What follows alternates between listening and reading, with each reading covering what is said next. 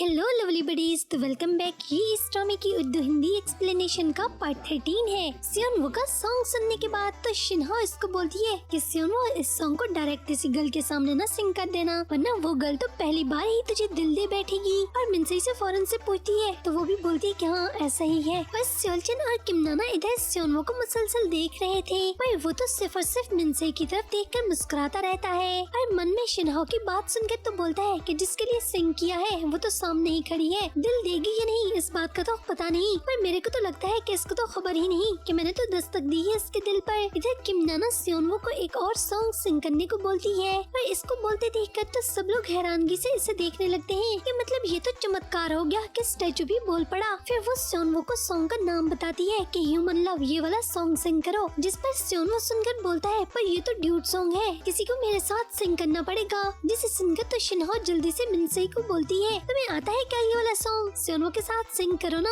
इससे पहले कि मिनसे कुछ बोलती या कोई और इसके बारे में कुछ बोलता, वहीं पर इनके पास खड़ा सियोलचन फौरन से मिनसे को मना कर देता है कि मत करो, इसकी जरूरत नहीं, और फिर प्रैक्टिस को अधूरा छोड़कर वहाँ से चला जाता है। हायंग इसके जल्दी आने की वजह पूछता है तो अपना सर पीटने लगता है कि मैं पागल हो जाऊंगा। फिर मिनसे के घर जाते हुए उसके रास्ते पर उसके सामने अचानक जाकर तो उस बेचारी को चौंका देता है और इसे कुछ बोलने लगता है कि मैं तुम्हें लाइक करता हूँ, पर बोल नहीं पाता है। जब वो पूछती है कि क्या बोल रहे हो, ये सब क्या है, तो बोलता है कि तुम्हें ये पसंद आया। वह हैरान होती है कि क्या पसंद आया, किस चीज के बारे में बात कर रहे हो, तो चिच करता वापस चला जाता है। फिर कार में बैठते ही मैं क्या करूँ, मुझे कुछ समझ नहीं आ रही, मैं पागल हो रहा हूँ, मेरा दिमाग घूम गया है। हायंग पूछता है हुआ क्या है, तो उसको बोलता है मुझे एक मारो। जब वो डरते डरते इसके फेस पर टमाटा मारता है तो उसका दिमाग ठिकाने पर आने के बाद अपना फेस पर दर्द होने पर बोलता है तूने मुझे क्यों मारा मुझे, और रोने लगता है। असल में तो वो रोना चाहता था, वो मिनसे को बताना चाहता था कि मुझे तुमसे लव हो गया है, पर बता नहीं पा रहा था क्योंकि उसे खुद ही अपनी फीलिंग्स की अभी समझ ही नहीं आ रही थी, पर खुद भी इस बात को एक्सेप्ट करना ही नहीं चाहता था कि इसे मिनसे से लव हो गया है, पर इसे अपने इमोशंस पर कंट्रोल नहीं था। और फिर हायोन के थप्पड़ का बहाना करके तो बहुत ज्यादा देर तक उसके सामने जी भर कर रोता रहता है, और वो बेचारा तो खामोश चुपचाप बैठा रहता है कि शायद मैंने जोर से थप्पड़ मार दिया। किमनाना रात को छुप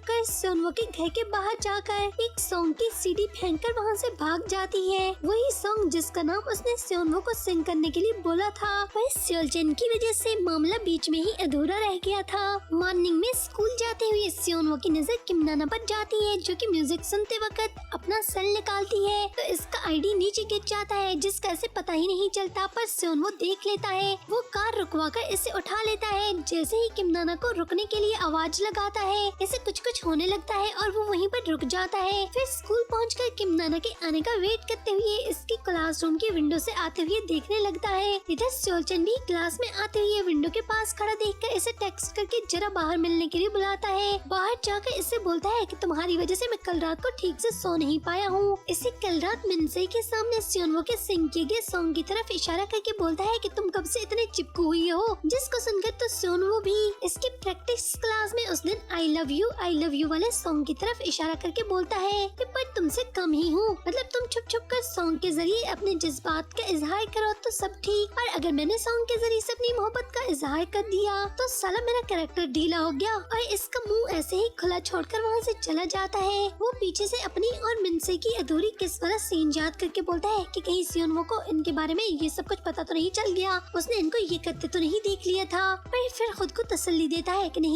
उसने नहीं देखा होगा, वरना वो इतने नाइस तरीके से बात न कर रहा होता, और अगर देख भी लिया है तो उसे देखना ही नहीं चाहिए था। मतलब कुछ शर्म होती है, कोई हया होती है, पर उसे क्या पता वो क्या होती है। और फिर अपने इस स्कूल में आने को कोसता हुआ जैसे ही आगे जाने लगता है, इसको सामने शिंजे, गायो और नमडू खड़े दिखते हैं। असल में गायो नमडू से बात करना चाहता था, जिसकी हिम्मत ऐसे एडम की बातों से मिली थी। जब वो नमडू को रोकता है, जिसे देखकर उससे बोलता है तुम्हें मार खाने का बहुत ज्यादा दिल कर रहा है क्या, और इस पर हाथ उठाता है, जिसको सुनकर तो गायो भी आगे से शेर बनते हुए बोलता है जो करना है कर लो, पर मैं तुम्हारे उस दिन मेरे साथ सॉन्ग सिंग करने पर थैंक्स बोलना चाहता हूँ। जिस पर नमडू से बोलता है कि तुम्हें कुछ चाहिए क्या, सीधे सीधे बोलो ना, फजूल बकवास करने की क्या जरूरत है, मेरे पास समय नहीं है। जिस पर गायो भी इसको बोलता है कि तुमने कभी मुझे बोलने का चांस ही नहीं दिया तो क्या बोलूं। नमडू इसकी कॉलर छोड़ देता है कि वापस क्लास में जाकर चुपचाप बैठ जाओ, पर गायो बोलता है कि मैं ऐसे नहीं जाऊंगा। तभी शिंजी इन दोनों को इकट्ठे खड़े देखकर तंज करने लगता है। अभी नमडू रेडियो और तू डेट वेट तो नहीं कर रहे हो? दोनों को साथ खड़े देख के तो कपल वाली फीलिंग्स आ रही है मेरे को, माँ कसम। और अब सोल्जन जो इनको छुप छुप कर दूर से देख रहा था और दोनों से पूछ रहा था कि वैसे तुम दोनों के बीच चल क्या रहा है, मौज मस्ती हो रही है क्या?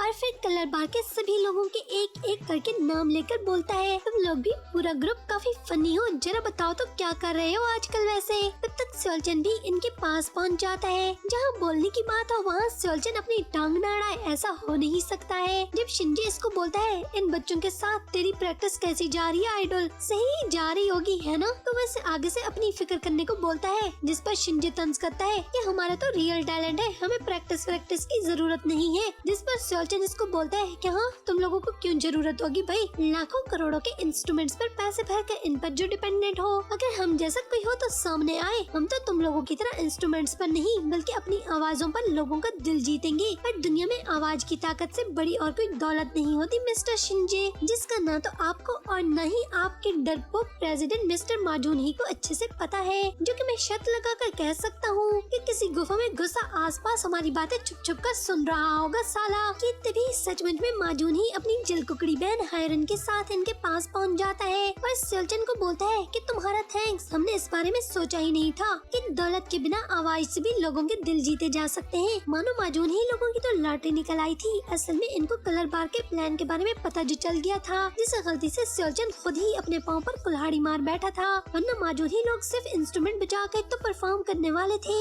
यून सोल्जन की कंपनी की तरफ से इसे बताए बगैर एक आर्टिकल लिखा गया कि उसके स्कूल की तरफ से चैरिटी इवेंट में परफॉर्म करने के लिए यून सोल्जन को सिलेक्ट कर लिया गया है। जिसे पढ़ने के बाद तो माजून ही की मोम वाइस प्रिंसिपल को कॉल करके जरा खबर लेती है कि हमने पहले ही बोला कि इवेंट में सिर्फ और सिर्फ माजून ही लोग परफॉर्म करेंगे। वाइस प्रिंसिपल डोगो को बोलता है, अब मैं क्या करूं, किसने ये कांड कर दिया है? लगता है मुझे जॉब से हाथ धोने पड़ेंगे। पहले ही सबको क्लियर किया था कि और बाकी सभी को छोड़ो, माजून ही लोगों को सिलेक्ट कर लेते हैं, पर तुम लोग मान ही नहीं रहे थे। अब देख रहे हो ना क्या हाल मच गया है। पर इनके पास ही बैठा चोई काफी हैप्पी था इसको सुनकर, पर इनको बोलता है इसमें बुरा भी क्या है, वो सोल्जन लोगों के परफॉर्म करने के हक में था। मगर वाइस प्रिंसिपल को ऊपर से माजून ही लोगों के ग्रुप को परफॉर्म करने के आर्डर जो मिले थे। फिर माजून ही लोग सोल्जन की पूरी टीम को हॉल में बुलाते हैं, जहाँ पर इनको अपनी परफॉर्मेंस दिखाने लगते हैं। हायरन के स्टेज पर आने से और उन लोगों के इंस्ट्रूमेंट बजाने से सोल्जन को नींद आने लगती है और वो वापस जाने लगता है कि तभी हायरन की सिंगिंग सुनकर वो हैरानगी से वापस मुड़कर देखने लगता है और वहीं पर अपनी जगह पर स्टक हो जाता है। जिस पर ऊपर स्टेज पर खड़ा शिंजी भी इन सबको हैरान होते देखकर तंज से मुस्कुराने लगता है और वो सब लोग इनकी परफेक्ट परफॉर्मेंस को देखकर एक दूसरे का मुंह तक रहे थे कि हमने तो सचमुच में ऑल फॉर वन ग्रुप को खेल समझ रखा था।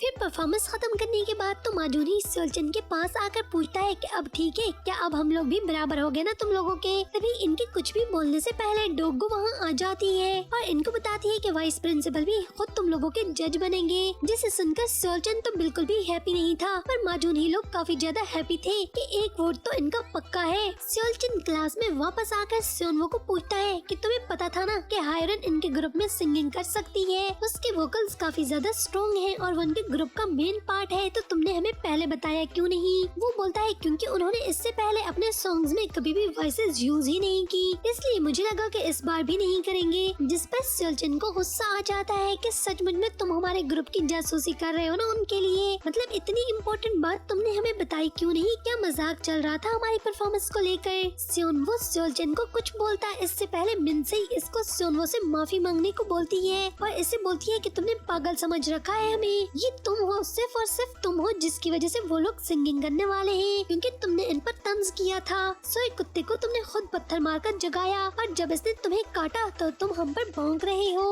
वाह क्या बात है सोल्जन, तुमने खुद इनको हमें चैलेंज करने की दावत दी है। वैसे कुछ बोलने लगता है तो शिनहा और रोनी सूरत बनाकर इनको लड़ने से बचाते हुए सोल्यूशन ढूंढने को बोलती है। फिर सोल्जन नॉर्मल होते हुए इनको बोलता है हम वही करेंगे जो पहले कर रहे थे, बट इस बार थोड़ा तरीका चेंज कर देंगे। रात को जब वो लोग प्रैक्टिस के लिए इकट्ठे होते हैं, सोल्जन मिनसे को सिखा रहा होता है। वो मिनसे को अपने ग्रुप की मेन वोकलिस्ट बनाना चाहता है जस्ट लाइक हायरन, पर मिनसे की आवाज वैसे ही नहीं निकलती जैसे सोल्जन को चाहिए थी। वो इसे बार बार करने को बोलता है पर इससे न होते देखकर उससे पूछता है कि क्या ये नहीं कर सकती हो, और मिनसे के हाँ बोलने पर कि ये मुझसे नहीं होगा वो गुस्से से बाहर चला जाता है। वो मिनसे के पास जाकर इसको परेशान देखकर बोलता है अगर तुमसे नहीं हो रहा है तो बिल्कुल भी मत करो, कोई बात नहीं, तुम्हें परेशान होने होने की जरूरत नहीं है। फिर शिनहा इनको बोलती है अगर हमारे पास भी किसी एक के पास इतने स्ट्रॉन्ग वॉइस हो तो काम बन जाएगा, फिर सबको परेशान होने की जरूरत नहीं रहेगी। जिस पर सियोनवो फौरन से चुप खड़ी किम नाना की तरफ देखता है पर बोलता कुछ भी नहीं है। इधर गायो सेओलचन के पास जाकर इसको समझाता है कि तुम हम सब पर और खुद पर जोर जबरदस्ती कर रहे हो, हम वो सब नहीं कर सकते हैं जो कि अल्फा 1 ग्रुप वालों के पास है। हम वही करते हैं ना जो हम पहले कर रहे थे और तुम जानबूझकर मिनसे के लिए ये सब मुश्किल बना रहे हो ना। तभी सेओलचन की नजर अंदर मिनसे के पास खड़े सियोनवो पर जाती है जो कि मिनसे को तसल्ली दे रहा था, जिसे देखकर तो उसे और गुस्सा आ जाता है और फौरन से वापस आकर इन सभी को दोबारा से प्रैक्टिस करवाने लगता है। पर मिनसे बहुत ज्यादा कोशिश करने के बाद भी वो वॉइस नहीं निकाल पाती है। इसे गले में काफी ज्यादा मुश्किल पेश आ रही थी और उसके आंसू भी निकल आए थे, जिसे देखकर तो सियोनवो इसे सब रोकने को बोलता है कि मुझसे ये सब कुछ बर्दाश्त नहीं हो रहा है। मिनसे भी इसे रोते हुए गुस्से से बोलती है मुझसे नहीं होगा पागल इंसान, पर इस पर गुस्सा करती अपना बैग उठाकर बाहर निकल जाती है। वो भी सियोनवो की बात सुने बिना वहाँ से चला जाता है। नमडू देखकर बोलता है कि लॉक करवा लो इनसे, जैसी इनकी हालत है ना उसे देखकर तो 10 सेकंड के बाद ही हमें स्टेज पर रिजेक्शन मिल जाएगी। वो रोती हुई मिनसे के पीछे भागता हुआ इसका जाकर हाथ पकड़ लेता है। वो इसे छोड़ देने को बोलती है कि मुझे तुम्हारी शक्ल भी नहीं देखनी है, पर वो उसका हाथ जोर जोर से पकड़े रखता है और इसे थोड़ी देर तक ऐसे ही चुपचाप खड़ा देखता रहता है। फिर वो इससे पूछती है तुम मेरे साथ ये सब कुछ क्यों कर रहे हो, मैंने तुम्हारा क्या बिगाड़ा है आखिर। पर सेओलचन की मिनसे को की गई अधूरी किस की तरफ इशारा करके बोलती है कि उस दिन भी तुमने मेरे साथ ये सब कुछ क्यों किया, पर वैसे कुछ भी नहीं बोलता है और चुपचाप उसे देखता रहता है। मिनसे इससे अपना हाथ छुड़वाने लगती है, जिस पर इनके पीछे खड़ा एडम इसे मिनसे का हाथ छोड़ने को बोलता है कि इसे जाने दो। मिनसे अपना हाथ छुड़वाकर वहाँ से फिर भाग जाती है। सियोनवो फिर कुछ सोचता हुआ किम नाना के पास जाकर इसको अपने साथ अलग बात करने के लिए बाहर ले जाता है और इसको बाहर जाकर बोलता है मुझे तुम्हारी हेल्प की जरूरत है और तुम जानती हो कि तुम मेरी हेल्प कर सकती हो। वो पूछती है कि क्या बात कर रहे हो, तो इसको बोलता है उस दिन रात को आकर तुमने मुझसे पूछा था ना कि मुझे तुम में क्या दिखता है, तो मुझे लगता है कि मैं तुम्हारे अंदर कुछ खास देख सकता हूँ और अब मैं मजीद कुछ न जानने की एक्टिंग नहीं करना चाहता हूँ। उससे बोलती है मुझे समझ में नहीं आ रहा तुम क्या बोल रहे हो, जो भी बोलना है सीधे सीधे बोलो, मैं तुम्हारी हेल्प कैसे कर सकती हूँ, वैसे मेरे पास ऐसा कुछ खास है नहीं जिससे मैं तुम्हारी हेल्प कर सकूँ। और इसकी बात सुनकर बोलती है कि मैं क्यों आखिर मिनसे की हेल्प करूँ। पर वो बोलता है मिनसे की हेल्प की बात नहीं है, ये हम सब की बात है, हम सब लोग आखिरकार एक ही टीम का हिस्सा है, तुम टीम की मदद करोगी।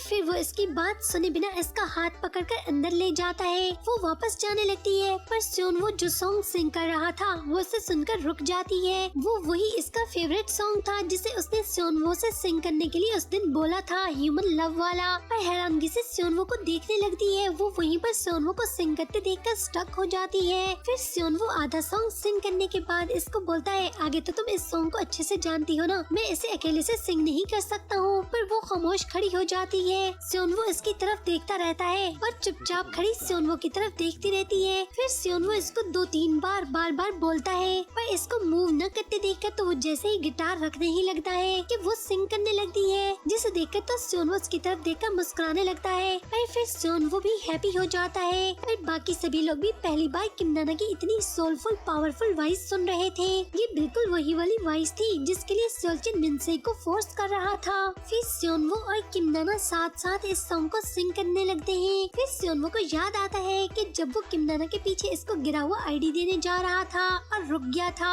असल में किम नाना ने अपने कानों में हैंड फ्री लगाए होने की वजह से वो सॉन्ग सुनते सुनते साथ में सिंग करते जा रही थी और सियोनवो ने इसकी शानदार वॉइस सुन ली थी। पर अभी उसने किम नाना को उनके साथ सिंग करने के लिए राजी कर लिया था। और इनके सॉन्ग खत्म करने पर वो सब लोग जो कि इनके परफॉर्मेंस में खोए हुए थे, फिर सब लोग क्लैपिंग करते हुए हैप्पी हो रहे थे कि हमने अपने हीरे को ढूंढ लिया है। फिर सियोनवो जाकर किम नाना को उसका आईडी वापस कर देता है कि ये मुझे रास्ते पर गिरा हुआ मिला था। इधर एडम मिनसे के पीछे पीछे गया था। एडम मिनसे को अपने साथ पार्क में ले जाता है और उसके लिए मिल्क बाय करके लाया था जो कि वो मिनसे को पीने के लिए देता है। फिर वो एडम से बोलती है कि मुझे नहीं पता सेओलचन मेरे साथ हमेशा ऐसा क्यों करता है, मुझे क्यों तकलीफ देता है, मगर मैं सचमुच में बहुत ज्यादा क्यूरियस हूँ, इस सब की वजह जानना चाहती हूँ। फिर एडम को बोलती है मैं इसकी शक्ल भी नहीं देखना चाहती हूँ, मगर इसके बारे में सोचती हूँ, इसे नफरत करती हूँ, फिर भी इसी के बारे में सोचती रहती हूँ, क्या मैं पागल हो गई हूँ। एडम इसकी बातें सुनकर हल्के हल्के मुस्कुरा रहा था। फिर इसको बोलती है क्या मैं पागल हूँ जो इसकी केयर करती हूँ, इसकी फिक्र में लगी रहती हूँ, मैं क्यों हमेशा इसकी फिक्र करती रहती हूँ। हालांकि अभी उसने मेरे साथ कुछ दिन पहले कुछ ऐसा किया जिस पर मुझे बहुत ज्यादा गुस्सा करना चाहिए था, इससे नाराज होती, मगर मुझे तकलीफ हुई और मैं सिर्फ उदास हुई। या सचमुच में मैं पागल हो गई हूँ? मुझे कुछ समझ में नहीं आ रहा है कि मेरे साथ क्या हो रहा है। एडम इसकी बात सुनकर मुस्कुराने लगता है कि पास में कोई था जो बिल्कुल तुम्हारी तरह मुझसे ऐसे ही सवाल पूछता था। मिन्सी बोलती है तो फिर आप उसे क्या कहते थे? तो एडम बोलता है कि मुझे गुस्सा आता था। वो बोलती है पर ऐसा क्यों? तो वो बोलता है क्योंकि वो इन सभी क्वेश्चंस के आंसर बहुत अच्छे से जानता था, पर फिर भी मेरे से पूछता रहता था इसलिए। और तुम भी बिल्कुल वैसा ही कर रही हो, तुम्हें इन सवालों के आंसर बहुत अच्छे से पता है। तो वो बोलती है कि क्या सचमुच में मैं जानती हूँ इन सभी के आंसर? एडम इसकी तरफ गौर से देखने के बाद इसे कुछ भी बोले बिना अपना फेस दूसरी तरफ टर्न कर लेता है। इधर सेल्चन घर जाकर मिन्से की इससे थोड़ी देर पहले कही गई बातें याद करने लगता है कि तुम मेरे साथ ऐसा क्यों कर रहे हो? किस जन्म का बदला ले रहे हो मेरे से? कि तुम मुझे इतना तंग क्यों करते हो? क्या मैंने कुछ गलत किया है? पर मिन्से की बातों को याद करते करते तो खुद से बोलता है कि मैं पापी, मैंने एक बार फेस को गुस्सा दिला दिया और इसको रुला दिया है। आह सेल्चन, आह तू कितना पागल इंसान है। तभी इसकी नजर सामने एक लिफाफे पर जाती है, जिसे खोलकर देखने पर पता चलता है कि उस दिन क्लास में मिन्से ने जब इसकी शक्ल बनाकर इसे चढ़ाया था कि चलो फाइटिंग करते हैं, उसने इस पेपर को संभाल कर पोर्ट्रेट करवा लिया था और फिर उसको देखकर काफी देर तक हंसता रहता है और साथ में रोने लगता है। फिर इसे अपने सीने से लगाकर वहीं पर सो जाता है। तो फिर यहीं पर 13th एपिसोड का एंड हो जाता है। बस थोड़ी सी देरी के बाद फिर मिलते हैं बहुत जल्द 14th एपिसोड के साथ। तो 15th एपिसोड तक आप लोग मुझे कमेंट में जरूर बताइएगा आपको वीडियो कैसी लगी, क्या आप लोगों को ये स्टोरी पसंद आई है?